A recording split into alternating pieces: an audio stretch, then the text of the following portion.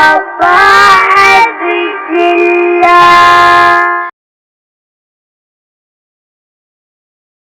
الشيطان الرجيم. بسم الله الرحمن الرحيم. الحمد لله رب العالمين، والصلاة والسلام على أشرف الخلائق أجمعين، سيدنا وسيد الأولين والآخرين، حبيبنا وحبيب إله العالمين، إمام المرسلين وخاتم النبيين، شفيع المذنبين ورحمة للعالمين، أبي القاسم المصطفى محمد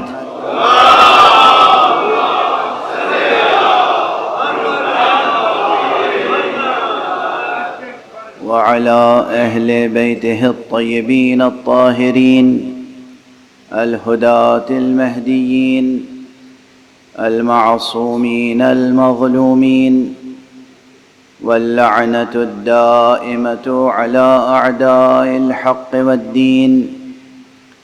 أما بعد، فقد قال الله تعالى عز اسمه في محكم كتابه ومتقن خطابه. بسم الله الرحمن الرحيم. ألم نشرح لك صدرك ووضعنا عنك وزرك الذي أنقض ظهرك ورفعنا لك ذكرك. صدق الله العلي العظيم.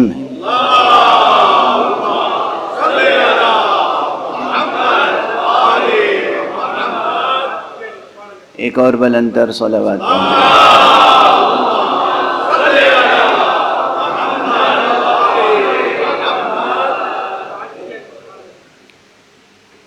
مجلس حضرت سید الشہداء، مجلس امام حسین، ہر لحاظ سے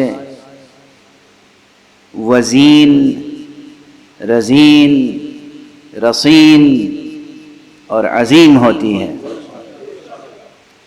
ہر اعتبار سے اس کی اہمیت ہوتی ہے، لیکن کبھی کبھی مختلف جہات سے اس کی اہمیت میں اور اضافہ ہو جاتا ہے. جو لوگ فرش اعضاء پہ تشریف لاتے ہیں ان میں سے ہر ایک کی اہمیت کا میں قائل ہوں. میں عموماً عرض کرتا ہوں کہ جو فرش اعضاء پہ قدم رکھ دے پھر وہ عام آدمی نہیں ہوتا، لیکن پھر بھی مراتب ہوتے ہیں ماشاءاللہ. اس میں شعراء، ادباء، اہل فکر، اہل دانش ہوتے ہیں. اور آج مجھے اس بات کی مسرت ہے کہ بزم میں ہمارے عزیز القدر اور عظیم القدر جناب حجت الاسلام والمسلمین مولانا سید رضا حیدر صاحب قبلہ رضوی تشریف فرما ہیں، جو لندن سے تشریف لائے ہیں. شاید کراچی کے حضرات انہیں اس قدر نہیں جانتے، حالانکہ انہیں جاننا چاہیے، کیونکہ ان کا تعلق کراچی ہی سے ہے اور یہاں خدمتیں انجام دے چکے ہیں وہ پہلے اس شہر میں. اور یہ میں ان کی سیرت اور ان کے کردار سے واقفیت کی بنا پہ کہہ رہا ہوں کہ جہاں بھی انہوں نے خدمتیں انجام دی کمال اخلاص کے ساتھ، تو آپ کو حق نہیں ہے کہ انہیں فراموش کریں.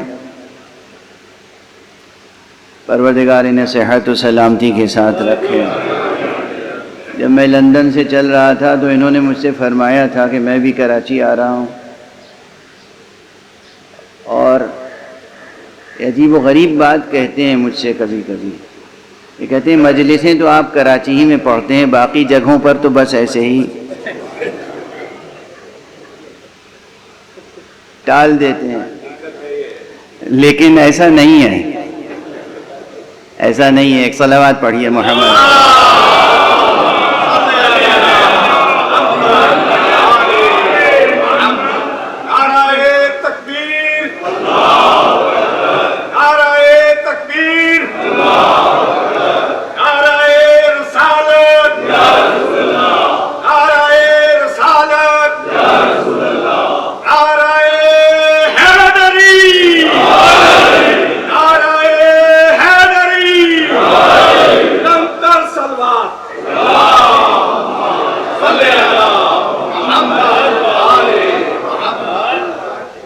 سورہ مبارک انشراح، سورہ مبارک شرح،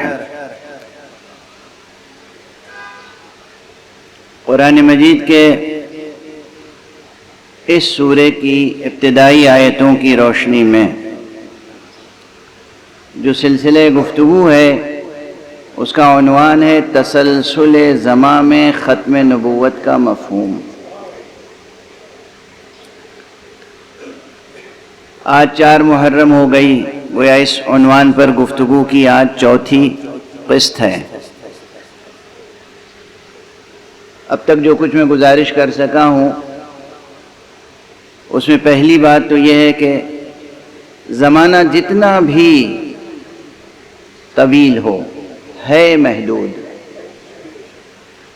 زمانے کو جس قدر بھی بے قرار سمجھا جائے مگر وہ ہے محدود اور متناہی، لمیٹڈ، ایک ظرف ہے۔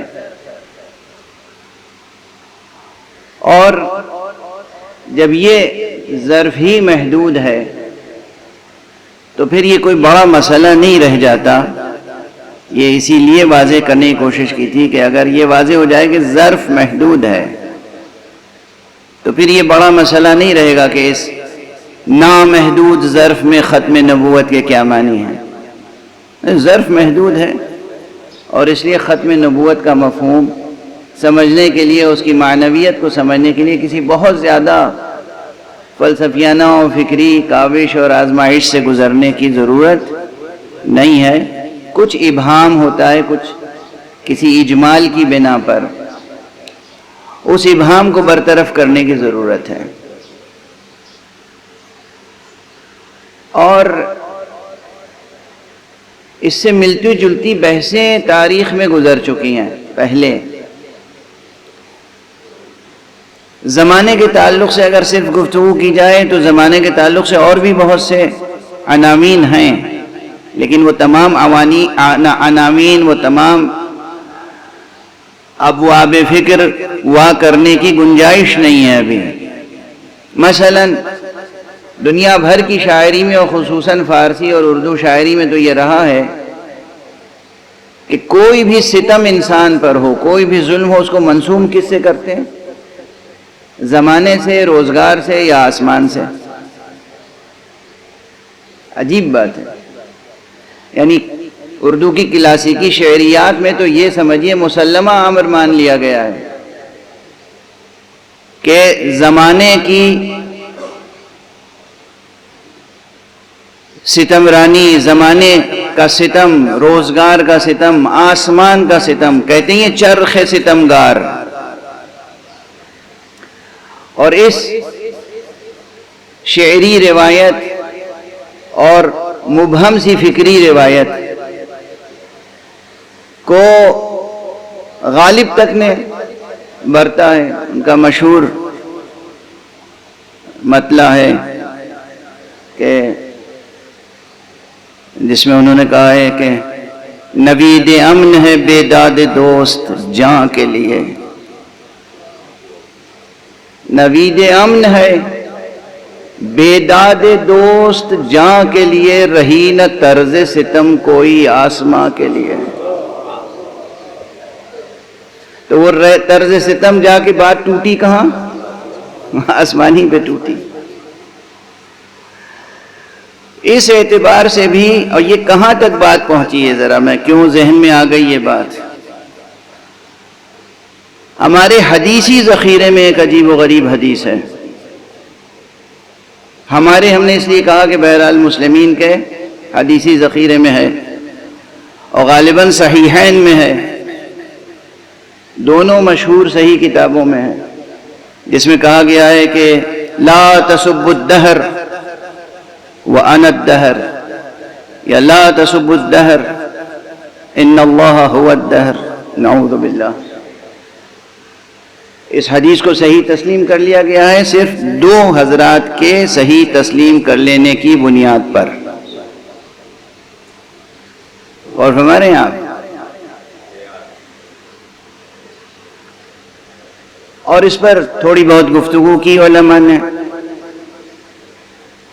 ہمارے مجامع حدیث میں تو یہ نہیں ہے براہ راست، لیکن بعض کتابوں میں اسے زیر بحث ضرور لایا گیا کہ بر فرض صدور اگر واقعاً حضرت پیغمبر صلی اللہ علیہ وآلہ وسلم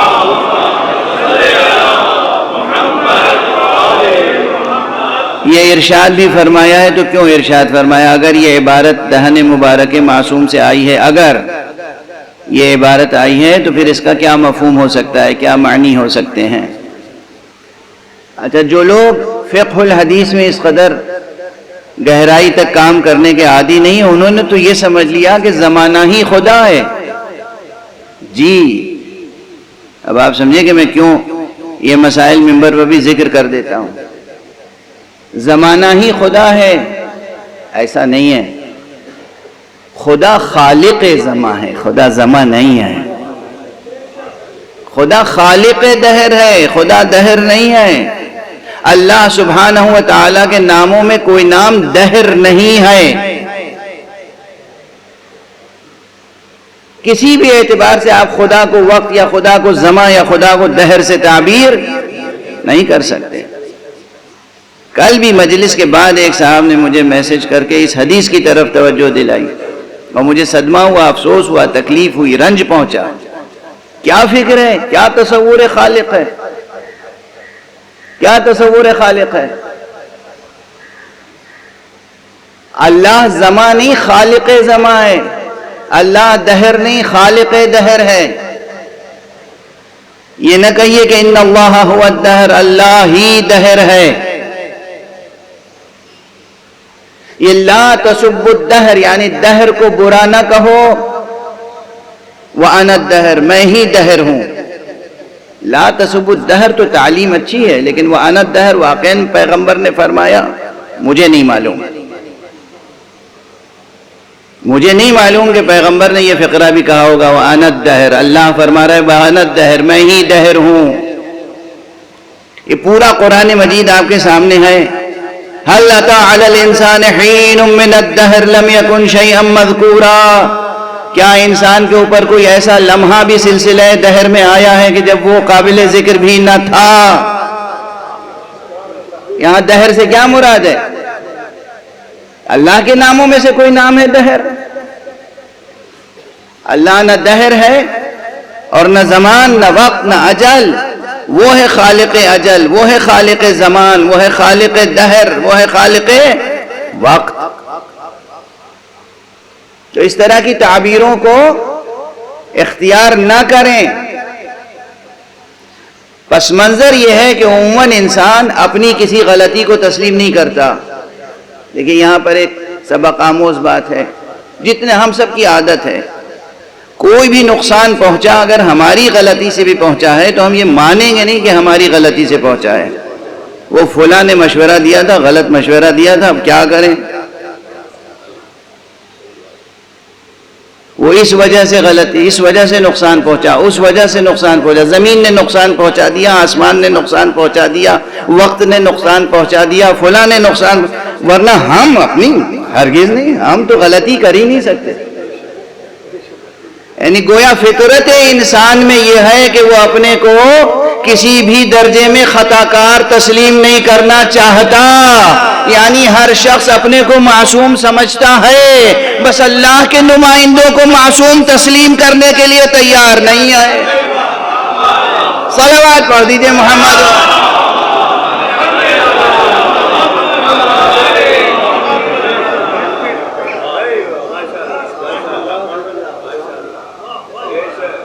ہے نہیں یہ کیفیت؟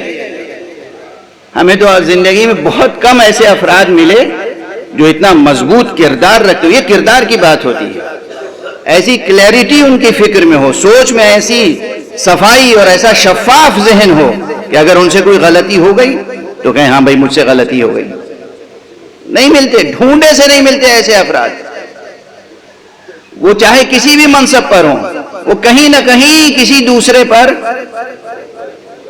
ان کی وجہ سے غلطی ہو گئی۔ یہ عام عادت ہے، اس عادت کو چھوڑ دیجئے۔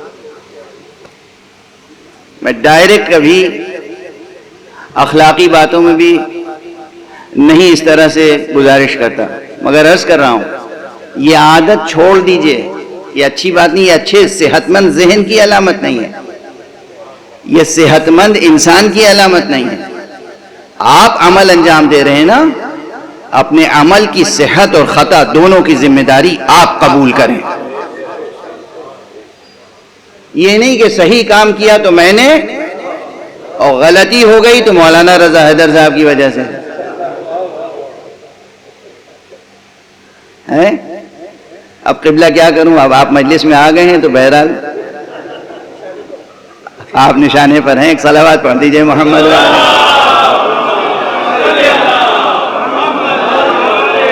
اللہ آپ کو سلامت رکھے۔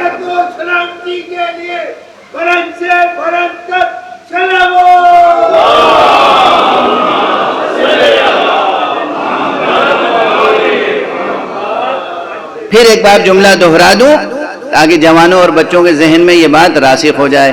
ہو سکتا ہے اتنی دیر تک جو میں الفاظ استعمال کر رہا ہوں وہ الفاظ بھی بچے نہ سمجھ پا رہے ہوں، عموماً اردو کی شکایت ہوتی ہے، لیکن بہت صاف لفظوں میں جو کام آپ کریں اس کی پوری ذمہ داری آپ خود اٹھائیں۔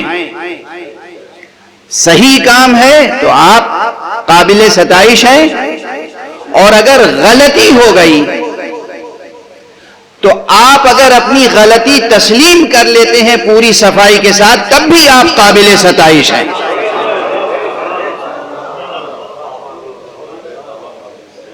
اور اگر آپ نے یہ کوشش کی کہ اپنی غلطی کو دوسرے کے سر تھوپنا چاہا تب آپ قابل مذمت ہیں۔ یہ نہیں کہ آپ اپنی غلطی دوسرے پہ ڈال کے تعریف سمیٹ لیں گے، نہیں، اگر آپ نے غلطی کی اور کہا کہ مجھ سے غلطی ہو گئی تب بھی آپ قابل ستائش، قابل انعام، قابل اکرام، قابل احترام۔ لیکن اگر آپ نے یہ حرکت کی تو یہ کوئی مستحسن حرکت نہیں ہے، یہ صحت مند ذہن کی علامت نہیں ہے۔ لیکن ہماری پوری تہذیب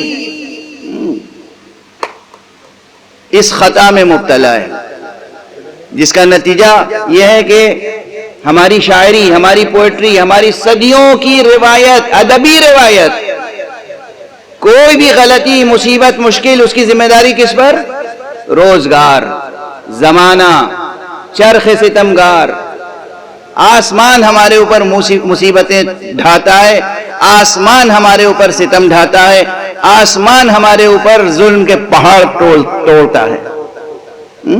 اب یہی جو میں نے غالب کا مطلب پڑھا اور اس میں معمولی سا مضمون ہے، بزرگوں کے لیے تو مضمون کی وضاحت کی ضرورت نہیں ہے۔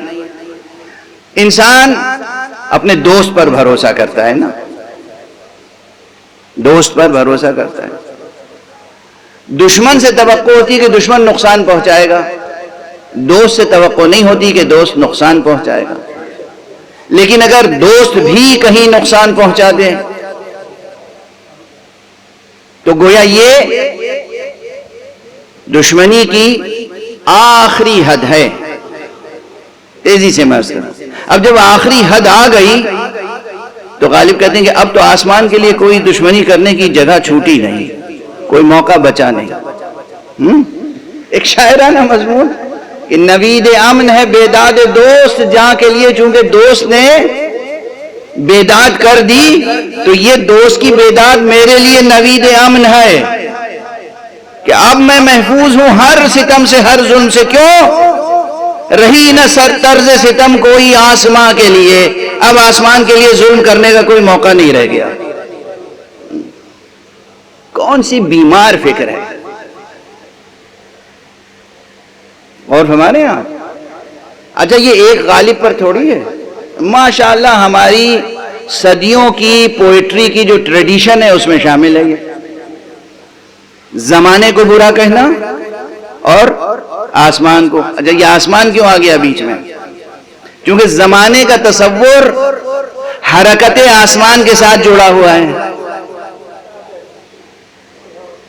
زمانہ کیسے وجود میں آتا ہے؟ یہ زمانہ جس میں ہم ہیں، یہ جو گھڑی ہمیں وقت بتاتی ہے، کون سا وقت بتاتی ہے؟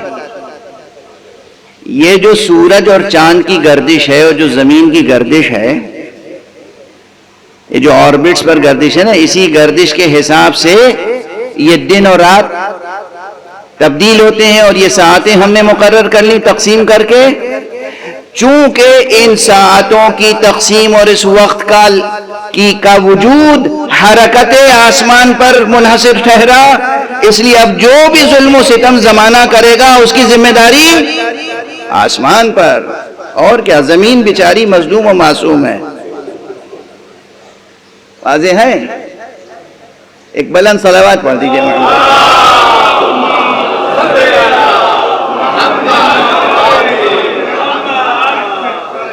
بہرحال اب بات یہاں آ گئی تو بے اختیار مجھے ایک مطلع اور یاد آ رہا ہے، لیکن وہ آپ کے کسی کو اللہ بڑائی کیوں دیتا ہے، نیک نامی کیوں دیتا ہے؟ یہی غالب جس کے اس مطلع پہ میں تنقید کر رہا ہوں، اسی غالب نے ایک قصیدہ اور کہا ہے، عظیم الشان قصیدہ، البتہ وہ فارسی کا ہے، اور وہ حضرت امام زمانہ عجل اللہ تعالی فرجہ الشریف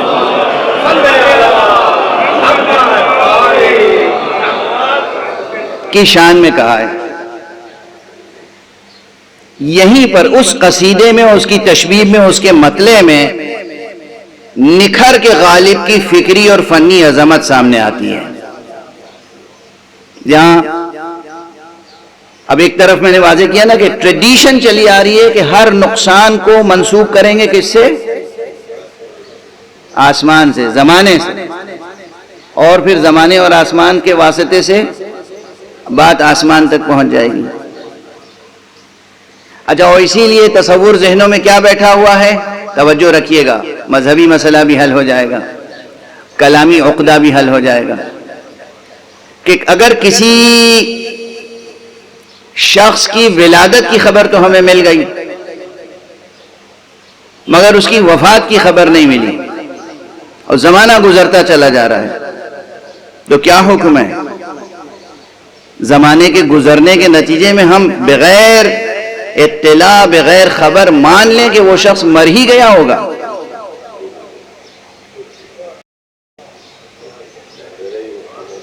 چونکہ زمانہ گزر رہا ہے، کافی زمانہ گزر گیا، اس لیے یقیناً اب وہ مر چکا ہوگا۔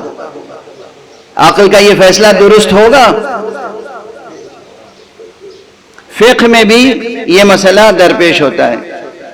اگر کوئی شخص غائب ہو گیا اور اس کی زوجہ ہے، وہ زوجہ کب تک انتظار کرے؟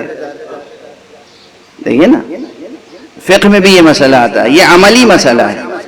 اب اس میں زمانے کے گزرنے کو کتنا دخل ہے؟ کئی برس انتظار کیا جائے؟ فقہی اعتبار سے، شرعی اعتبار سے، قانونی اعتبار سے، عام دنیاوی اعتبار سے، سماجی اعتبار سے احکام واضح کر دیے گئے ہیں حدیث اور فقہ میں، وہ روشن ہے، اسے اس وقت نہیں واضح کرنا۔ میں ان قضایا سے ایک مجرد مفہوم اخذ کر کے بحث کر رہا ہوں کہ زمانہ، یہ گزرنے والا زمانہ گزر رہا ہے، تو کیا لازمی طور پر زمانہ گزر جائے تو ہم تسلیم کر لیں کہ وہ شخص مر گیا؟ عموماً لوگ 60 اور 70 کے درمیان انتقال کر جاتے ہیں، تو کیا ہم طے کر لیں کہ 70 برس گزر گئے تو وہ مر ہی گیا ہوگا؟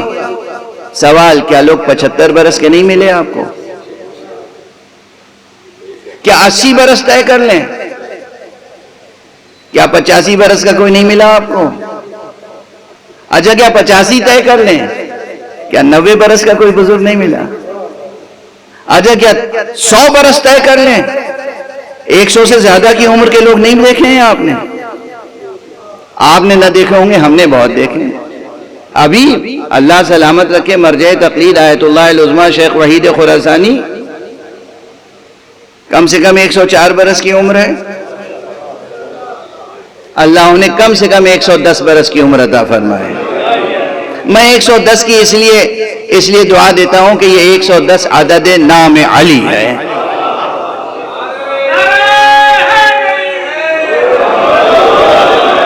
اللہ ان کا سایہ ہمیشہ ہمیشہ سلامت رکھے۔ لیکن ایک مومن اس دنیا میں زیادہ دن رہنا بھی نہیں چاہتا، اور یہ دنیا اس لائق نہیں ہے کہ انسان ہمیشہ ہمیشہ یہاں رہے۔ انسان اس سے بلند ہے، انسان اس سے بہت بلند ہے کہ اس دنیا میں اسے ہمیشگی کی خواہش ہو۔ اب یہ زمانے کی صفت اگر غور کریں، زمانہ کیا ہے، زمانے کی کیریکٹرسٹک کیا ہے، ٹائم کی کیریکٹرسٹک کیا ہے؟ کیا واقعاً زمانہ گزرے گا تو حقیقتاً چیز نابود ہو جائے گی؟ یہ بود و نابود، وجود و عدم، اس کا تعلق کیا زمانے سے ہے؟ یہ ہے نا ایک فلسفیانہ سوال ہو گیا آپ کے سامنے کہ زمانہ گزرے گا تو چیز معدوم ہو جائے گی اور زمانہ نہیں گزرے گا تو چیز معدوم نہیں ہوگی۔ کیا ایسا ہے؟ یعنی زمانے سے براہ راست تعلق ہے؟ وجود اور عدم کا تعلق زمانے سے نہیں ہے، وجود اور عدم کا تعلق مشیت خالق وقت سے ہے، خالق زمان سے ہے۔ اللہ چاہے گا کہ کوئی باقی رہے تو وہ باقی رہے گا، اللہ نہیں چاہے گا کہ کوئی ظرف زمان میں زیادہ دیر تک باقی رہے، باقی نہیں رہے گا۔ کل کا جملہ یاد رکھیے گا، یہ ایک لمحہ بھی ہمارا ظرف زمان میں رہنا سوائے مشیت الہی کے اور کسی کے اختیار میں نہیں ہے۔ کل میں نے بے اختیار ایک مثال زبان پر آ گئی تھی، عرض کیا کہ اس زمانے کی حیثیت بالکل چھلنی کی سی ہے، اور زندگی اور عالم ہستی یہ ہے اس میں پانی کی طرح۔ کوئی چھلنی میں پانی لے کے کھڑا ہو سکتا ہے؟ نہیں، مگر اس چھلنی میں زندگی ہے۔ اور کیوں ہے؟ اس لیے کہ اللہ سبحانہ و تعالیٰ کی مشیت ہے، اس کی حکمت ہے، وہ ہے۔ تو وہ جس کو چاہے نابود کرے، جس کو چاہے باقی رکھے۔ یہ تصور ہماری شاعری میں رائج نہیں ہوا، ہماری شاعری میں وہ دوسرا تصور رائج ہوا کہ صاحب زمانہ زمانہ زمانہ، زمانے کی برائی۔ جب امام زمانہ پہ قصیدہ لکھا غالب نے تو وہاں پر غالب کا کے اندر موجود فلسفی اور مفکر اور مؤمن ابھر کے سامنے آیا، اور عجیب و غریب مطلع کا ہے واقعہ۔ ایک مطلع کی شرح میں نہ جانے کتنے صفحے لکھے جانے چاہیے، کبھی ذہن میں خیال بھی آیا تھا، چند صفحے میں نے لکھے بھی، پھر وہ کام رک گیا۔ انہوں نے فرمایا ہے کہ ہست از تمیز آئین دہر نیست کہ کسرا زیان دہد۔ یہ ایک ہی مصرع، پہلا مصرع صدیوں کی پوئٹک ٹریڈیشن پر ایک محاکمہ ہے، پوری صدیوں کی شاعرانہ روایت کو رد کر رہا ہے۔ ہر شاعر اٹھتا ہے اور ہر قسم کے زیاں کو منسوب کرتا ہے وقت کی طرف، اور غالب کیا کہہ رہے ہیں؟ آئین دہر نیست کہ کسرا زیان دہد۔ یہ دہر کا، زمانے کا قانون اور دستور نہیں ہے کہ وہ کسی کو بھی نقصان پہنچائے۔ آئین دہر نیست بالکل ایک اسٹیٹمنٹ ہے، ایک قانون جیسے بیان کر رہے ہیں۔ آئین دہر نیست کہ کسرا زیان دہد، ہست از تمیز گر بہما استخوان دہد۔ اب یہاں پر پوری شاعری کر دی اس نے۔ اب کیا کروں، مجلسی ماحول ہے لیکن میں غیر مجلسی گفتگو کیے جا رہا ہوں۔ آپ ایک صلوات پڑھ دیں محمد۔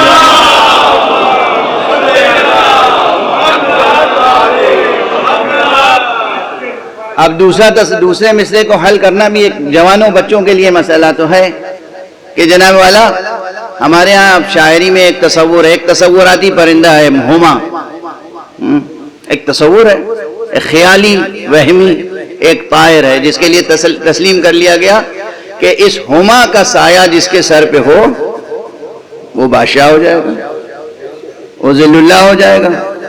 اچھا یہ خیال ہی تو ہے، تصور ہی تو ہے۔ آپ کے تخیل نے ایک ایسا پرندہ تخلیق کر لیا، اس کا نام ہوما رکھا۔ تو کہتے ہیں کہ چونکہ دہر کا دستور کسی کو نقصان پہنچانا نہیں ہے، اور نہ صرف یہ نقصان پہنچانا نہیں ہے بلکہ ہوتا تو یہ کہ اگر کبھی کوئی تصور تھا تو بعد میں وہ حقیقت میں بدل جاتا ہے۔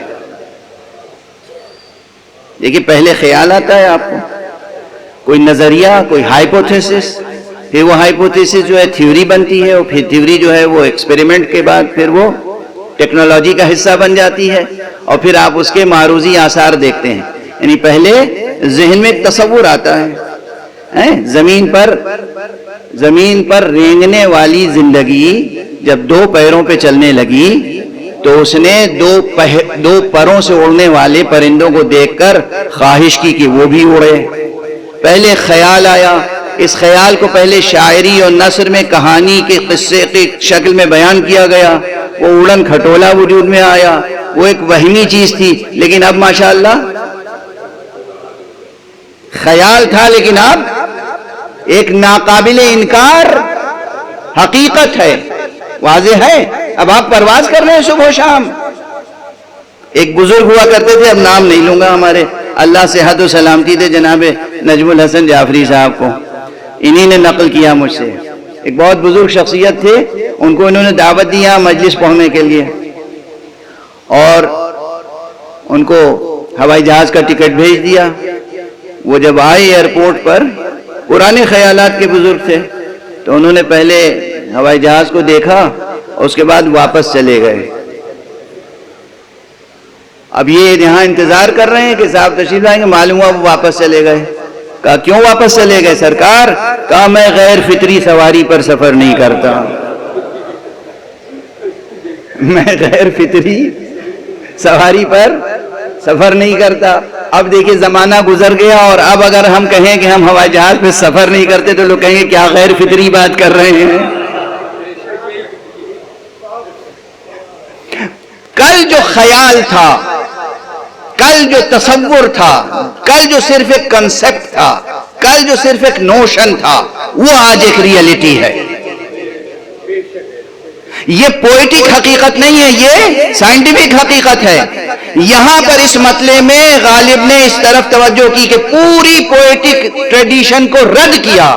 آئین دہر نیست کے کسرا زیان دہد، دستور وقت دستور زمان آئین دہر یہ نہیں ہے کہ کسی کو زیادہ نقصان پہنچائے۔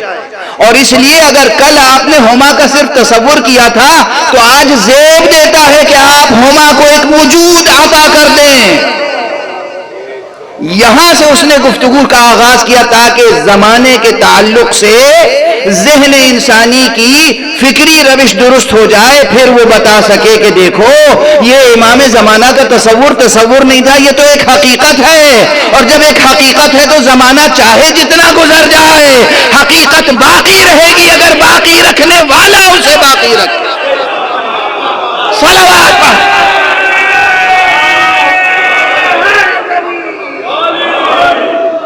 ایک اور صلوات پڑھ دیں محمد۔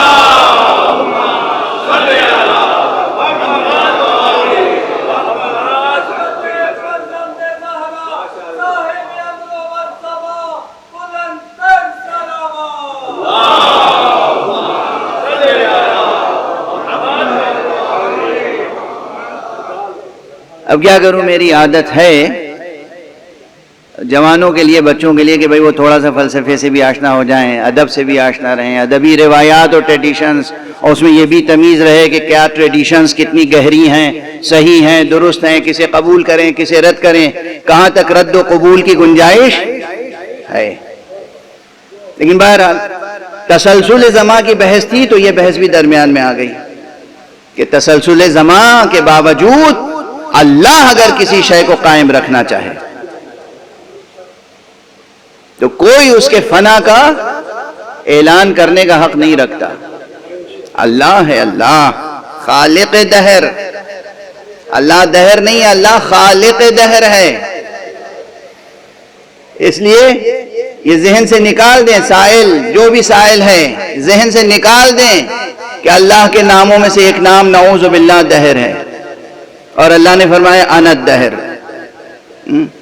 دو آدمیوں کی گواہی سے اتنی بڑی بات تسلیم نہیں کی جا سکتی۔ ہاں تعویل کے ساتھ کہ بھئی یہاں مضاف محذوف ہے اور مضاف الیہ جو ہے مضاف کی جگہ آ گیا، اور اس لیے دراصل ہوتا یہ تھا جیسے ہوتا ہے جس میں نے کہ کوئی بھی نقصان دہ بات ہوئی، کوئی بھی حادثہ ہوا، سانحہ ہوا، نقصان پہنچا تو برا بھلا کسے کہتے تھے؟ زمانے کو. زمانے نے یہ کر دیا، زمانے نے یہ کر دیا، انسان اپنے کرتوت کی طرف غور ہی نہیں کرتا تھا، بس ساری برائی زمانے کی. تو رسول اللہ صلی اللہ علیہ وآلہ وسلم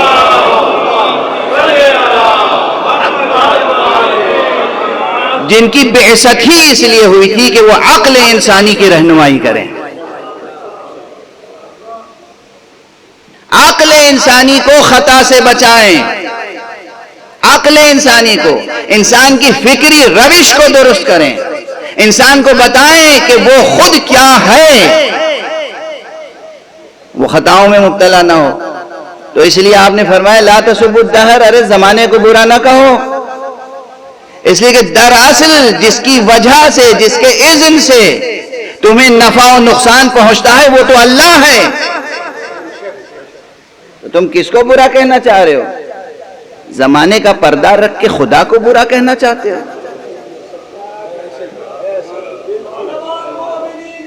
ایک صلوات پڑھیے محمد والے.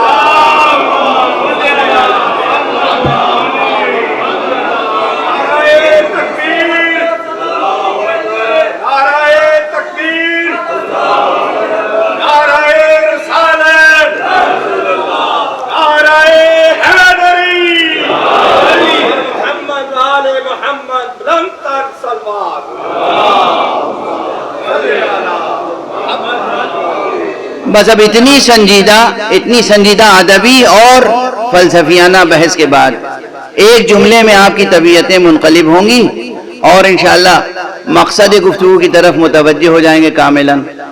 جس طرح زمانے کا دستور نہیں ہے کہ وہ زیاں پہنچائے، بلکہ خالق زماں کے ہاتھ میں اور اختیار میں سب کچھ ہے، اور پھر یہ زماں خود ہے محدود، لامحدود و بے کرا نہیں ہے. اس لیے اللہ سبحانہ و تعالیٰ کی حکمت کاملہ، حکمت بالغہ، مشیت نافذہ سے یہ ہوا کہ ذات گرامی محمد مصطفیٰ محمد ابن عبداللہ صلی اللہ علیہ وآلہ وسلم پر نبوت ختم کر دی گئی، اور اس حکمت سے ختم کی گئی کہ اب قیامت تک جتنی بھی نسلیں آئیں، جو بھی ان کے سوالات ذہنوں میں پیدا ہوں ان تمام سوالات کے جوابات ارشادات و فرامین و سیرت و قانون محمد میں موجود صلی اللہ علیہ وآلہ وسلم.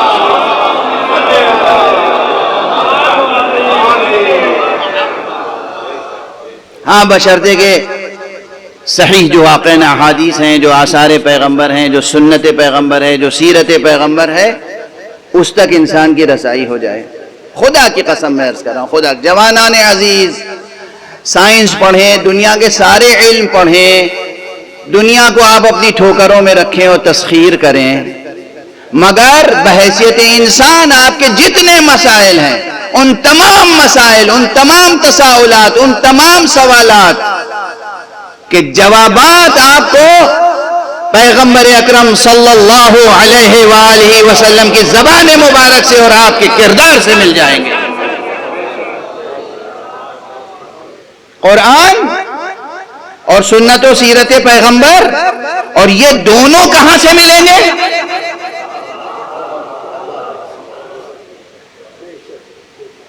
یہ بھی مسئلہ ہے، یہ بھی مسئلہ ہے. کس کے کہنے پہ ہم کسی حدیث کو صحیح مانیں اور کس کے کہنے پر ہم کسی حدیث کو ضعیف مانیں؟ یہ مسئلہ تو باقی رہے گا نا.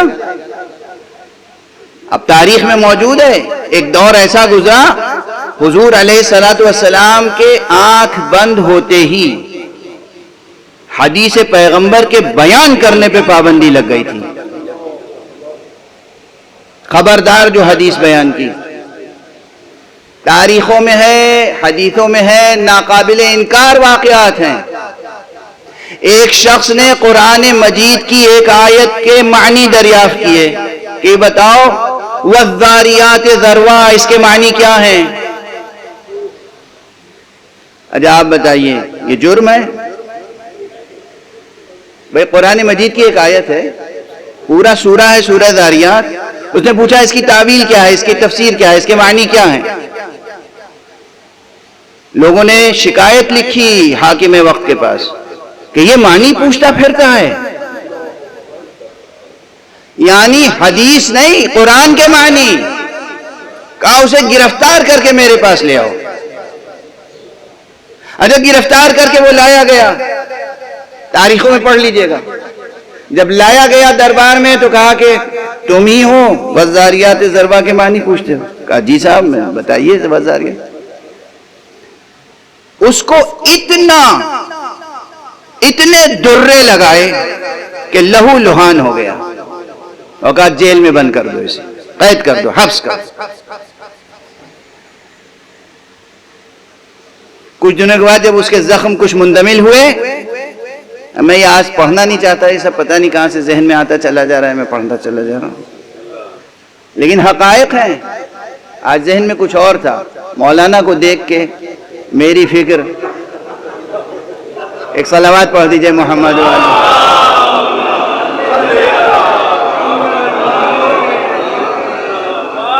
میں ہوں اسی معاشرے کا نا، تو اسے حبس کر دیا گیا، قیدی۔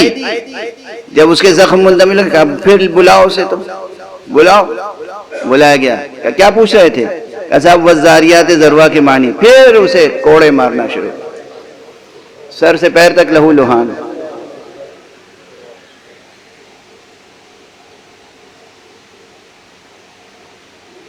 اور ہمارے یہاں پھر اس کے بعد حبس، قید۔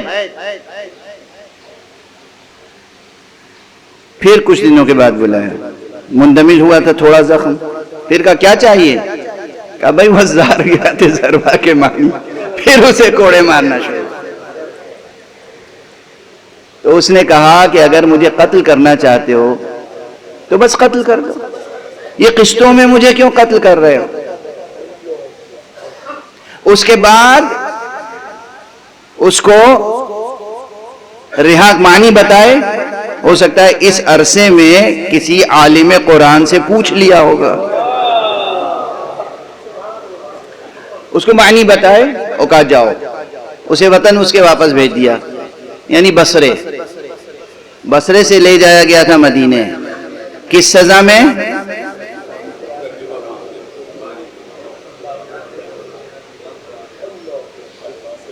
وزاریات ذروہ کے معنی ہیں، واپس لے جاؤ اور اعلان کر دینا بصرے میں، پورے شہر میں کوئی اس شخص کے پاس بیٹھے نہیں، کوئی اس سے گفتگو نہ کرے، کسی مجلس میں یہ جائے نہیں، اگر کسی حلقہ ذکر میں، حلقہ درس میں، کسی بزم میں کہ شریک ہو جائے تو کوئی اس سے بات نہ کرے۔ اور چنانچہ وہ ایسا ہو گیا تھا کہ جہاں جاتا تھا لوگ بس اسے دیکھتے تھے، ارے بھائی خدا حافظ۔ یہ سزا تصور کر سکتے ہیں اسلام کن مراحل سے گزرا، اسلام کن مراحل سے گزرا۔ حدیث پیغمبر بیان کرنے پر پابندی، ایسے بھی افراد ہیں جنہوں نے حدیث بیان کی تو انہیں کوڑے مارے گئے۔ قرآن کے معنی کسی نے پوچھ لیے تو کوڑے مارے گئے۔ اب بتائیے کہ جب درباروں میں حکام کے زیر اثر حدیث پر بھی پابندی ہو، قرآن پر بھی پابندی، تو ان کا پہچاننا ضروری ہے جن کی قربانیوں سے قرآن بھی بچا، حدیث بھی بچا۔ صلوات پڑھ دیں محمد والے۔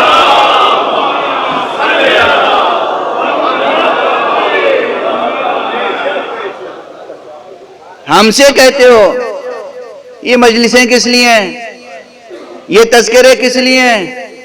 ارے یہ تذکرے اس لیے ہیں کہ یہ اسلام کی بھی ضرورت ہے، مسلمان کی بھی ضرورت ہے، انسانیت کی بھی ضرورت ہے۔ قرآن کے اگر یہی ماحول تصور کر لیں آپ کہ قرآن مجید کی کسی ایک آیت کے معنی دریافت کر رہا ہے کوئی شخص، اچھا فرض کیجئے کہ معنی دریافت کرنے میں اس کی نیت ٹھیک نہیں تھی، ٹھیک ہے، کتنی سزا ہے اس کی؟ بھئی یونیورسٹیز میں، مدرسوں میں اکثر یہ ہوتا ہے، ہم آپ اکثر کوئی بعض حضرات آتے ہیں سوال کرنے، مولانا ایک سوال ہے، اور وہ خلوص سے پوچھتے ہیں، اور ہم خوب پہچانتے ہیں بعض ایسے لوگوں کو بھی جو سوال لے کے آتے ہیں وہ کوئی خلوص نہیں ہوتا، وہ کسی نے بھیجا ہوتا ہے کہ یہ سوال کرنا، دیکھو اس کا جواب انہیں آتا بھی ہے کہ نہیں آتا ہے، یا یہ سوال کرنا، جب وہ جواب دیں گے تو اس پہ یہ فتنہ کھڑا ہو جائے گا، ہمیں مزہ آئے گا، ہوتا ہے نا؟ تو پہچانتے ہم بھی ہیں، لیکن اگر کوئی فتنہ انگیزی کی نیت سے بھی سوال کر رہا ہے تو اس کی سزا کتنی ہے، کتنے کوڑے، زخمی ہو جائے، قید میں رکھا جائے، یا بلا کے تعدیب کی جائے کہ دیکھو ہمیں معلوم ہے تمہاری نیت ٹھیک نہیں ہے، فتنہ نہ کرو، اس آیت کے یہ معنی ہے، جاؤ خدا حافظ۔ ٹھیک ہے نا؟ توجہ ہے؟ ایک طرف ہمیں یہ منظر نظر آتا ہے کہ حدیث بیان کرنے پر پابندی، قرآن مجید کے معنی پوچھنے پر پابندی، اور ایک طرف ہمیں وہ منظر نظر آتا ہے کہ منبر پر آ کر ایک شخص کہتا ہے سلونی سلونی قبل ان تفقدونی، پوچھو مجھ سے پوچھو قبل اس کے کہ ہم تمہارے درمیان نہ رہیں، اور قرآن کے بارے میں پوچھو کون سی آیت کب نازل ہوئی، کہاں نازل ہوئی، رات میں نازل ہوئی یا دن میں نازل ہوئی، کس کے بارے میں نازل ہوئی، ہم سے جو چاہو پوچھ لو۔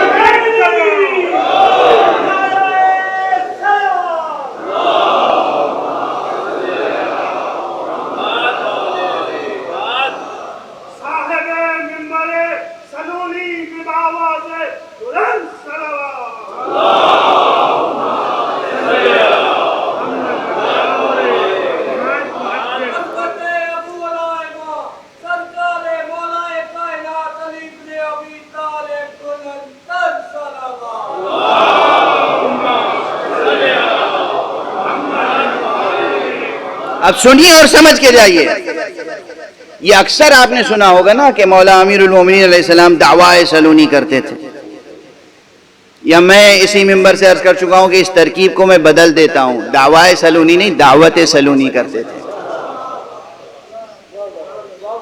دونوں میں بہت فرق ہے، دعوائے سلونی نہیں کرتے تھے، دعوت سلونی کرتے تھے۔ اچھا، اس میں بھی عام ذہنوں میں کیا ہے، جو حاسد ہیں اور ماشاءاللہ کم نہیں ہے، وہ کیا سمجھتے ہیں، علی میں نعوذ باللہ انانیت بہت تھی، اپنے علم کے اظہار کے لیے کہتے، علم کے اظہار کے لیے نہیں، ارے یہ دعوت سلونی دین کی، مذہب کی، معاشرے کی ضرورت تھی، جس معاشرے کو حدیث و قرآن دونوں سے کاٹ کے رکھ دیا گیا تھا، اس معاشرے میں ضرورت تھی اس امام کے لیے کہ وہ بار بار کہے سلونی سلونی، ارے تمہیں کہیں سے جواب نہیں ملتا ہے تو ادھر آ جاؤ، ختم نبوت کے مقام کی حفاظت ہمارے سپرد کی گئی ہے، صلوات پڑھ دیں محمد و آلہ۔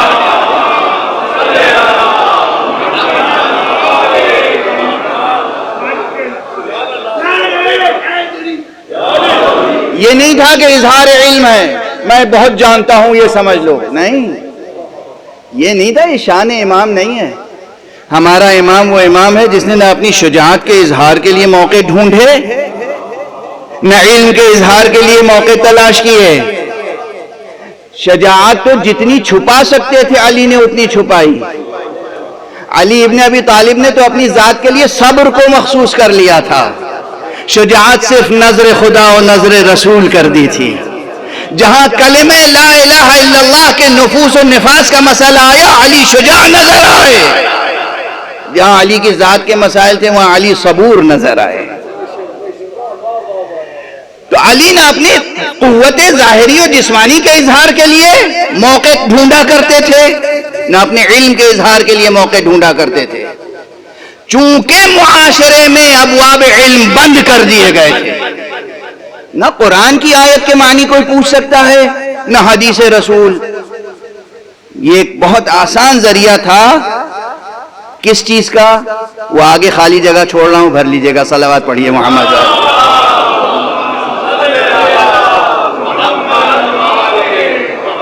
ایک اور صلوات پڑھ دیجئے۔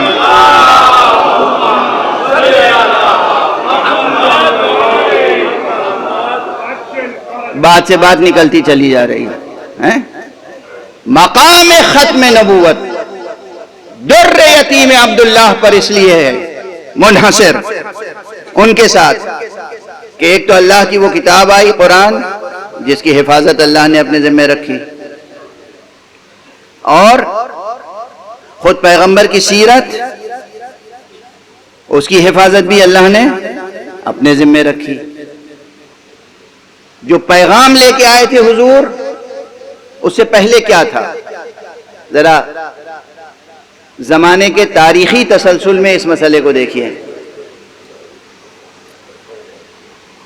توجہ رکھیے گا جو طالبان علم ہے بطور خاص. رسول اللہ صلی اللہ علیہ وآلہ وسلم ہمارے نبی، ہمارے رسول، جو دین لے کے آئے تھے وہ کیا تھا؟ وہ اس سے کتنا مختلف تھا جو جناب آدم لے کے آئے تھے؟ جو جناب آدم لے کے آئے تھے اس سے جو جناب خاتم دین لے کے آئے کتنا مختلف تھا؟ بہت زیادہ مختلف تھا. جو جناب نوح دین لے کے آئے تھے وہ کتنا مختلف تھا. جو جناب ابراہیم لے کے آئے تھے وہ کتنا مختلف تھا. مجھے تو کوئی اختلاف نظر نہیں آتا، اور خود قرآن کی نص ہے اس موضوع پر، ان الدین عند اللہ الاسلام. اللہ کے نزدیک تو دین بس اسلام ہے.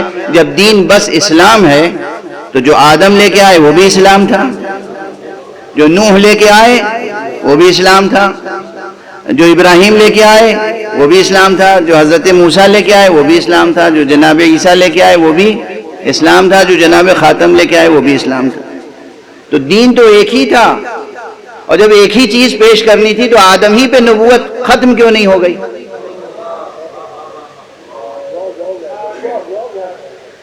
سوال ہے ویلڈ. آدم ہی پہ شروع ہوئی تھی، آدم ہی پہ ختم ہو جانی چاہیے تھی. یہ آگے نبوت بڑھی کیوں؟ چونکہ اصول کے اعتبار سے دیکھیے، اصول دین کیا ہے؟ جو مشترک باتیں ہیں وہی کروں نا ابھی. اصول دین کیا ہے؟ ہمارے بچوں کو دینیات میں پڑھایا جاتا ہے اصول دین 5 ہیں، لیکن یہ 5 دراصل 3 ہیں، اور یہ 3 دراصل 1 ہے. ٹھیک ہے نا؟ بات واضح ہے، تھیورم بالکل واضح ہے نا. اصل الاصول تو بس ایک ہے، انسان اپنے خالق کو پہچان. اللہ ہے، اللہ ہے تیرا خالق، اللہ ہے تیرا رب، اللہ ہے رحمان، اللہ ہے رحیم، اللہ ہے رازق. اللہ سب کچھ ہے، اور اللہ ہی کے پاس سے آئے ہو اور اللہ ہی کے پاس جانا ہے. انا للہ و انا الیہ راجعون. اصل الاصول توحید اور خدا شناسی ہے. اصول دین اصل الاصول، تمام جڑوں کی ایک جڑ اللہ کو پہچاننا. اب اللہ کو پہچاننے کے لازمے بہت ہیں. جب تک میں مولانا کو پہچانتا نہیں تھا کوئی مشکل ہی نہیں تھی. میں جانتا ہی نہیں تھا کہ کتنے با اخلاق ہیں کہ بد اخلاق ہیں، رحیم ہیں، کریم ہیں، عظیم ہیں، کیا ہیں. واقعاً عالم ہیں کہ عالم نہیں ہیں، اس لیے کہ بہت سے لوگ امامہ رکھ کے ماشاءاللہ آج کل. اب جب ملاقات ہو گئی اور ان کے اوصاف سے میں واقف ہو گیا کہ عالم ہیں، کریم ہیں، عزیز القدر ہیں، با کردار ہیں. اب وہ جتنے ان کے اوصاف سامنے آتے چلے گئے، ہر وصف کے ساتھ ایک فریضہ جوڑتا چلا گیا کہ ہم ان کا احترام کریں، ان کی حفاظت کریں. دوسروں سے بھی کہیں کہ اگر تمہیں کچھ مسئلہ نہ معلوم ہو اور یہ سامنے ہو تو ان سے پوچھ لینا. بڑھتی چلی جا رہی نا بات. اللہ کو نہیں جانتے تو کچھ مشکل نہیں تھی. اللہ کو پہچانا تو اب اسی لیے اسلام میں جو فقہ میں لفظ آتا ہے کیا؟ تکلیف شرعی. آپ جب پہچانا تو مکلف ہے، تکلیف شرعی ہے. اللہ کی معرفت کے حق ادا کیجئے. اللہ کی معرفت جس کے ذریعے سے ملی اسے بھی مانیے. اللہ تک جو آپ کو تربیت لے کے پہنچا سکے اسے بھی مانیے. اللہ کے حضور اللہ نے جسے اذن دے رکھا ہو شفاعت کا اسے بھی تسلیم کیجئے. اللہ کے حضور اصلا حاضر ہونے کا یقین بھی رکھیے. یہ سب ہے نا. تو اللہ کو مانا اب توحید، اور اللہ کو مانا تو یہ سروے زمین پر کوئی ایسا نہیں جو واقعاً خدا کو مانتا ہو، نعوذ باللہ خدا کو ظالم مانتا ہو. خدا عادل ہے، اور خدا کو پہچانوایا کس نے؟ نبی نے. نبوت تسلیم کرنی ہوگی. جتنے بھی نبی آئے انہوں نے کیا بتایا؟ دیکھو اللہ ہے، اللہ نے ہمیں بھیجا ہے تاکہ ہم تمہیں بتائیں کہ اللہ کے ہاں پہنچنا ہے. یہ نہیں کہ بس تمہیں خلق کر دیا ایسے ہی، ایک کھیل تھا، ایک تماشا تھا، ایک بیکار بیٹھا تھا اللہ، کچھ نہیں کرنے کو تھا تو تمہیں بنا دیا ہے. ایسا نہیں ہے. نعوذ باللہ، معاف کرنا یہ تعبیریں بچے ہنسیں گے مگر ہنس ہنس کے یاد رکھیں گے نا. اللہ نے جو کچھ بھی خلق کیا وہ ایک حکمت کے تحت. اللہ نے کوئی شے باطل خلق نہیں کی. اللہ نے جب کوئی شے باطل نہیں خلق کی اور ایک حکمت کے تحت خلق کی تو اس کا مطلب یہ ہے کہ تمہیں اس کے سامنے حاضر ہونا ہے. تو اللہ پر یقین، نبوت پر یقین، آخرت پر یقین، یہ آدم نے بھی دیا، یہی نوح نے، یہی ابراہیم نے، یہی موسیٰ نے، یہی عیسیٰ نے، یہی محمد مصطفیٰ صلی اللہ علیہ اجمعین.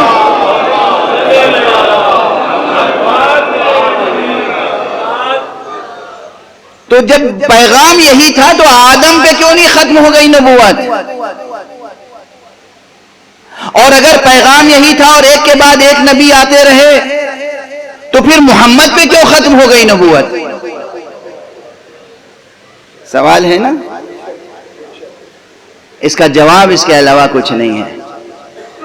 خدا کی قسم حضرت آدم نے بھی پیغام تو یہی دیا تھا، مگر حضرت آدم کے بعد فوراً ان کی امت نے، ان کی نسل نے اس پیغام کو ضائع کر دیا. جناب نوح نے بھی یہی پیغام دیا تھا، یہی دین، یہی اسلام، مگر جناب نوح کے بعد فوراً دین میں تحریف ہو گئی، تبدیل ہو گیا دین. جناب ابراہیم یہی توحید کا پیغام لائے تھے، مگر جن بتوں کو انہوں نے توڑا تھا، انہوں نے بتوں کو توڑا تھا نا. ابراہیم خود بت شکن ہے نا. انہوں نے جو گھر بنایا اللہ کا اسی میں ان کی اولاد نے لا کے بت رکھ دیے.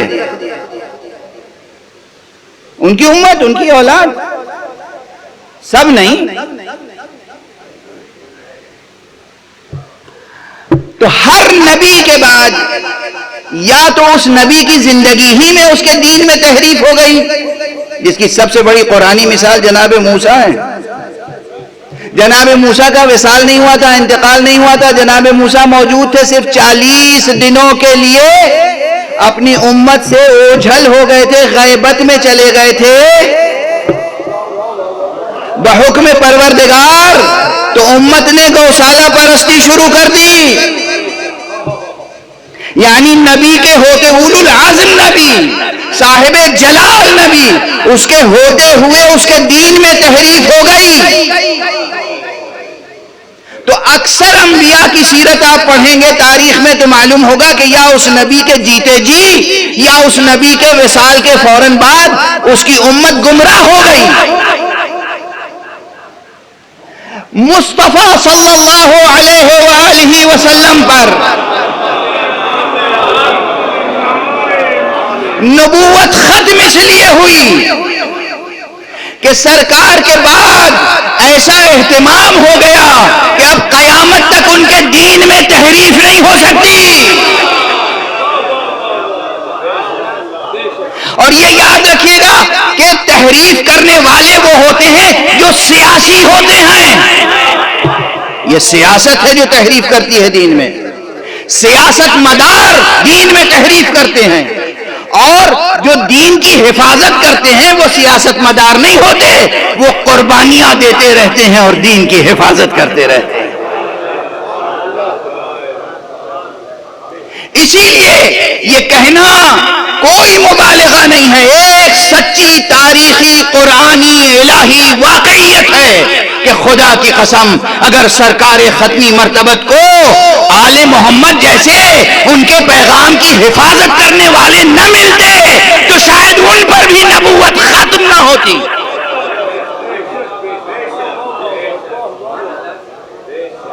اور اسی لیے اتنی بڑی داستان کو سمیٹ کے میں نے استعاراتی اور شاعرانہ اور خطیبانہ زبان میں کہا تھا پہلے روز کہ یہ جنہیں حضور بٹھاتے تھے شانے پر یہ تھے مہر مقام ختم نبوت. صلوات پڑھ دیں محمد.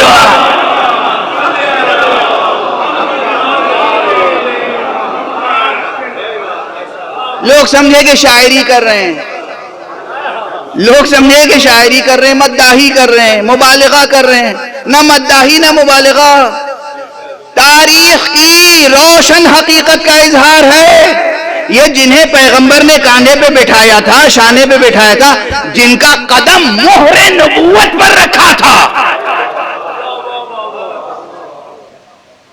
یاد ہے نا جب خانہ کعبہ کے اوپر رکھے ہوئے بت کو توڑ رہے تھے تو علی نے قدم کہاں رکھا تھا؟ پیغمبر نے اپنے شانوں پہ اٹھایا تھا نا. اچھا کسی اور کو کیوں نہیں اٹھایا؟ ارے قد و قامت میں تو اور بھی بہت سے لوگ تھے جن کے تصور کیا جا سکتا ہے بھائی تمہارا ہاتھ نہیں پہنچے گا، شاید تم آ جاؤ تمہارا ہاتھ پہنچ جائے. قد و قامت کو نہیں دیکھا، قدم کو دیکھا کہ کس کے قدم یہاں آنے کے لائق ہیں.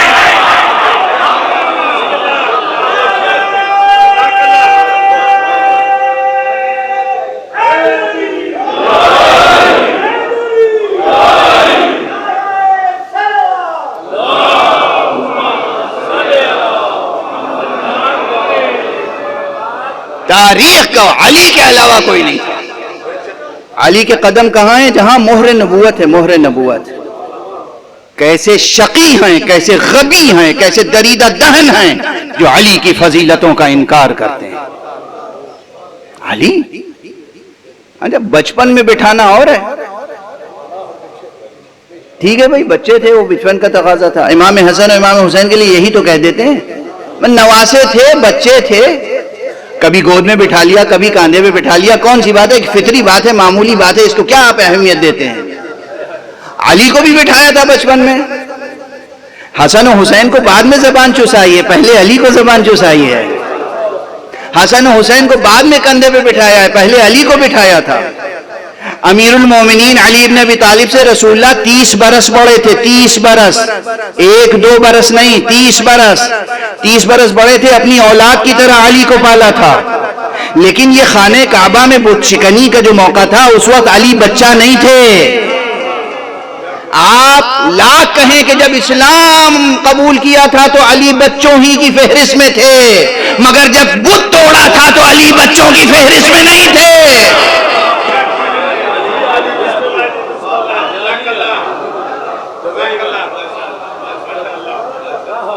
یہاں جو قدم رکھا تو یہ ضرور ایک لطیف ادبی اظہار سمجھا جا سکتا ہے، لیکن یہ ایک ٹھوس روشن تاریخی حقیقت کا اظہار ہے کہ مقام ختم نبوت کے محافظ تھے جو شانہ پیغمبر پہ جگہ پاتے تھے. چونکہ ایسے محافظ مل گئے تو اب یہ نہ پوچھئے کہ نبوت ختم کیوں ہو گئی. جب دولت بیدار محفوظ ہے اور محفوظ رکھنے والے موجود ہیں تو پھر سوال یہ کہ جاری کیوں رہتی.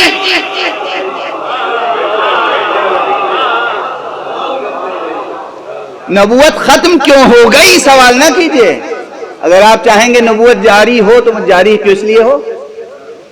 مصطفیٰ کے دین میں کوئی تحریف نہیں ہوئی، نہ اصول میں تحریف ہوئی، نہ فروع میں تحریف ہوئی، نہ متن قرآن میں تحریف ہوئی. کسی اعتبار سے اسلام میں تحریف نہیں ہوئی. لیکن یہ یاد رکھیں کہ آج ملت میں، امت میں جتنے بھی تفرقے ہیں اور جتنے بھی فرقے ہیں، جس کے پاس جتنا اسلام ہے بطفیل محمد و آل محمد ہے.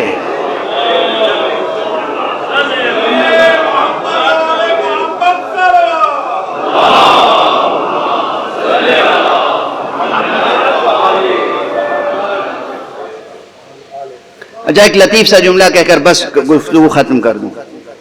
مولا امیر المومنین نے اسلام کو بچایا،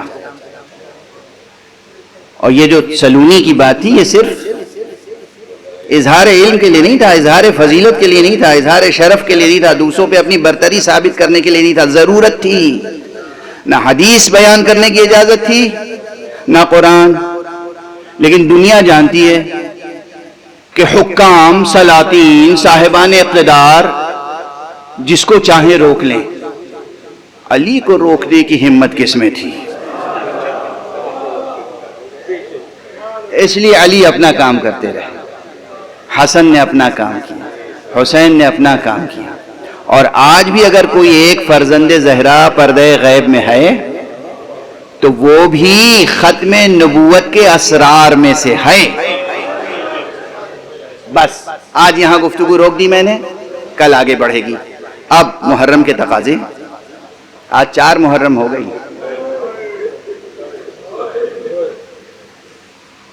یہ سب باتیں اصول دین و فروع دین و اخلاق و آداب، یہ سب تو آقا حسین کے نام کے تصدق میں ہے. اصل تو ہمیں آقا حسین کا تذکرہ کرنا ہے. ایک مقام خاتمیت کی حفاظت، ساتھ ساتھ تمام انبیاء کی ریاضتوں کی حفاظت.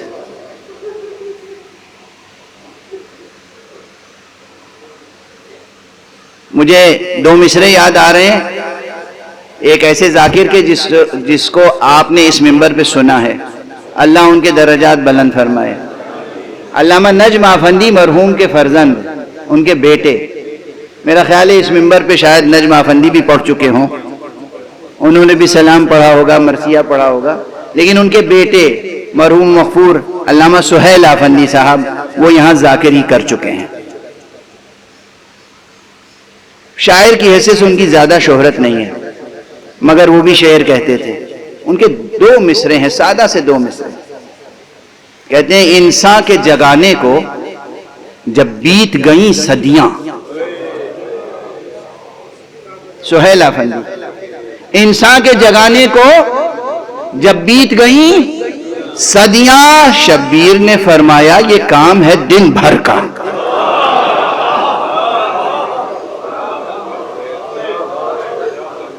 انسان کے جگانے کو جب بیت گئیں صدیاں، شبیر نے فرمایا یہ کام ہے دن بھر کا.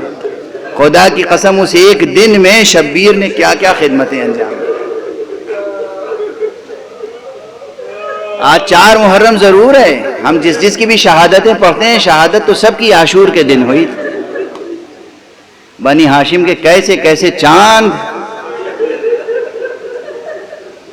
قاتل کیے گئے، ٹکڑے ٹکڑے کیے گئے، پامال کیے گئے. اصحاب و انصار میں سے کیا کیا اصحاب تھے، اصحاب پیغمبر. کتنے اصحاب پیغمبر تھے کربلا میں آقا حسین کے ہمراہ. یہ بہت اہم ہے، لوگوں کو اس کو جاننا چاہیے. ان اصحاب میں سے ایک صحابی ہے، بوڑھا صحابی. آپ کربلا کی تاریخ میں سب سے بوڑھے صحابی کے عنوان سے عموماً حضرت حبیب کو یاد رکھتے ہیں. حضرت حبیب کا بڑا مرتبہ ہے. بھئی کتنا بڑا مرتبہ ہوگا اس کا جسے امام معصوم رجل فقیہ لکھ دیں. لیکن میں آج حبیب سے پہلے ایک اور صحابی کا تذکرہ کرنا چاہتا ہوں جس کی صحابیت پر کسی اختلاف کی گنجائش نہیں. تمام علم رجال کی کتابوں میں اس صحابی کو رسول کا صحابی بنا گیا ہے، اور صحابی کا نام ہے انس ابن حارث.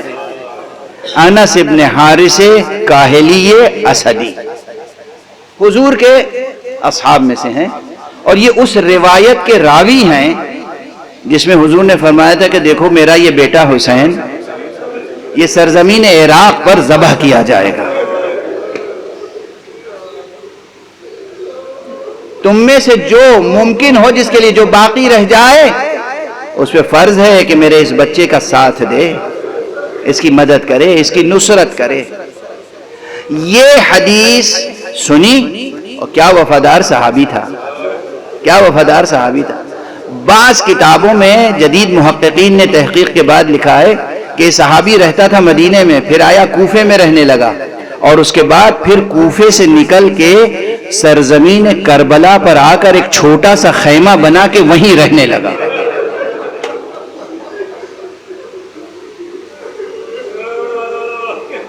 اور جب آقا حسین کربلا پہنچے ہیں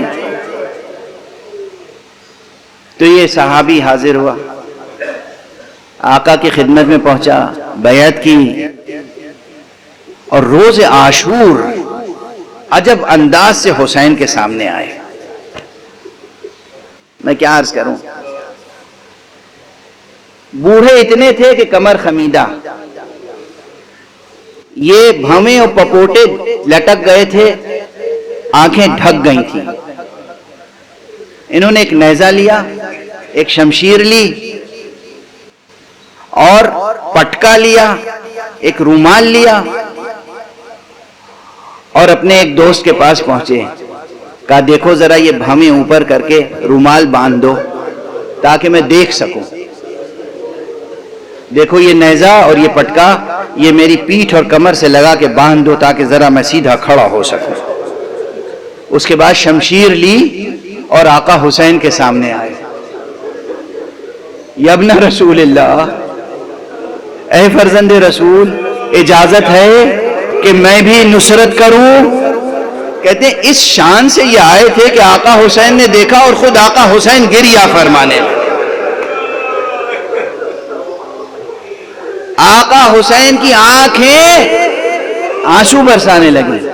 انس، اس بڑھاپے میں، اس بزرگی میں یہ جوش جہاد، یہ جذبہ جہاد.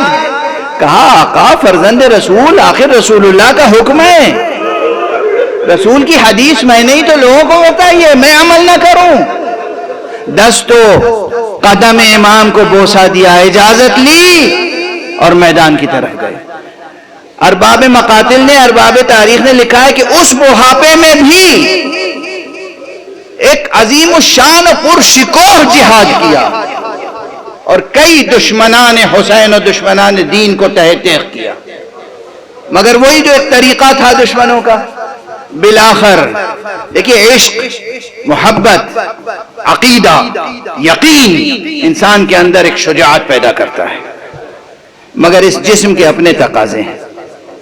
یہ بوڑھا صحابی رسول کربلا کے میدان میں جنگ کرتا رہا، یہاں تک کہ اشقیاء نے گھیر لیا، حلقہ کر کے درمیان میں لے لیا، اور اس کے بعد ہر طرف سے حملے ہونے لگے. اور جب انس زمین پر آئے ہیں تو پھر ان کی زبان پر بھی یہی تھا، السلام علیکہ یا ابن رسول اللہ، فرزند رسول آپ پر سلام. السلام علیکہ یا ابا عبداللہ، اے ابو عبداللہ آپ پر سلام. کہتے ہیں امام نے پھر گریہ کرنا شروع کیا. اصحاب امام بنی ہاشم، حضرت عباس، حضرت علی اکبر انس کا لاشا لے کر امام کے سامنے آئے، امام کے سامنے لٹایا لاشے کو. امام نے ایک مرتبہ جھک کر انس کی پیشانی پہ بوسہ دیا. انس مبارک ہو، تم سرخرو ہو گئے خدمت رسالت میں. اور یہ ان میں سے ہیں حبیب، انس، مسلم، جنہیں خود امام حسین نے قرآن مجید کی آیت پڑھ کر گویا داد دی ہے، تحسین دی ہے، تحسین فرمائی ہے. قرآن مجید کی آیت ہے فَمِنْهُمْ مَنْ قَضَى نَحْبَهُ وَمِنْهُمْ مَنْ يَنْتَظِرُ وَمَا بَدَّلُوا تَبْدِيلًا مِنَ الْمُؤْمِنِينَ رِجَالٌ صَدَقُوا مَا عَاهَدُوا اللَّهَ عَلَيْهِ فَمِنْهُمْ مَنْ قَضَى نَحْبَهُ وَمِنْهُمْ مَنْ يَنْتَظِرُ وَمَا بَدَّلُوا تَبْدِيلًا. امام قرآن پڑھ رہے تھے، آنکھوں سے آنسو جاری تھے، اور انس کے سر سے، بالوں سے خاک صاف کر رہے تھے، اور یہ شان دیکھ کر باقی تمام اصحاب گریہ کر رہے تھے. باقی تمام اصحاب گریہ کر رہے تھے. میں نے ایک تذکرے میں یہ پڑھا کہ انس کی شہادت حبیب کی شہادت سے پہلے ہوئی ہے. انس کے بعد حبیب میدان میں گئے، اور حبیب نے بھی بے پناہ جنگ کی ہے، مگر کس وقت؟ بس چونکہ کل سے مخصوص شہادتوں کا تذکرہ ہوگا، اس لیے 2 جملے عرض کر لینے دیجئے. اصحاب میں ایک انس ہیں، صحابی پیغمبر، حبیب ہیں، یہ بھی صحابی پیغمبر. مسلم ابن اوسجہ ہیں، ان تمام اصحاب کی عمریں بہت بلند ہیں، بزرگ عمریں ہیں۔ مسلم ابن اوسجہ جب زمین پر آئے سر سے پیر تک زخمی، بوڑھے بزرگ، جلتی ہوئی ریت مٹھیوں سے ریت اٹھا کے اپنے زخموں میں بھر رہے ہیں، ایڑیاں رگڑ رہے ہیں، لبوں میں کو جنبش ہے، اور انہیں ایک اندازہ ہوا کہ کوئی قریب آ رہا ہے۔ آنے والے نے آگے بڑھ کے کہا، مسلم تم میرے بچپن کے دوست ہو، میں ہوں حبیب، مجھے یقین ہے کہ تمہارے بعد میں بھی شہید ہو جاؤں گا۔ اگر یقین ہوتا کہ میں زندہ رہوں گا تو میں تم سے کہتا کہ کچھ وصیتیں کرتے جاؤ، میں تمہاری وصیت پہ عمل کروں گا، مگر مسلم میں وصیت پہ عمل نہیں کر سکوں گا۔ مسلم نے اس کیفیت میں بھی ایک مرتبہ کہا، حبیب وصیت تو ہے، وصیت تو کرنی ہے۔ حبیب تڑپ گئے، مسلم وصیت نہ کرو، میں وصیت پوری نہیں کر سکوں گا۔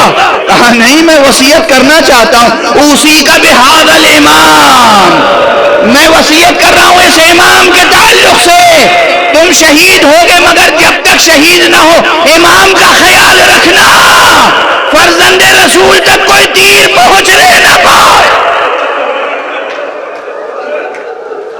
انا للہ و انا الیہ راجعون، رضا بقضائہ و تسلیما لامرہ۔ پروردگار ہمیں علوم قرآن اور معارف اہل بیت سے آشنا فرما، پروردگار ہماری عبادت اعضاء کو قبول فرما، پروردگار ہمارے سروں پر مراجع عظام، مرجعیات رشیدہ اور رہبر معظم انقلاب اسلامی کے سائے برقرار رکھ۔ پروردگار ملت اسلامیہ کو ہر طرح کے ضرر و نقصان سے محفوظ رکھ۔ پروردگار ملت اسلامیہ کو تہذیب آل محمد کے سانچے میں ڈھال دے۔ پروردگار تجھے واسطہ ہے قرآن کا اور مصطفیٰ صلی اللہ علیہ وسلم